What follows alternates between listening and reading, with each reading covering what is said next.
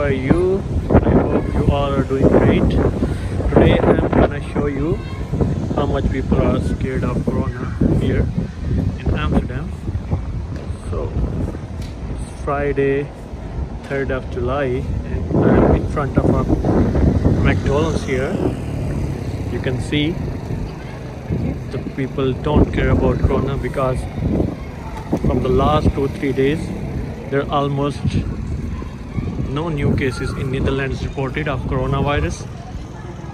The government of Netherlands imposed smart lockdown, and that's the advantage of the smart lockdown. The people knew how to live with it. They're just keeping a little distance,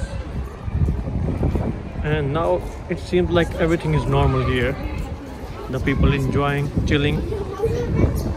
It's Friday, so weekend has almost started, so people are out. You can see children playing here, and yeah, everything is normal now, I guess.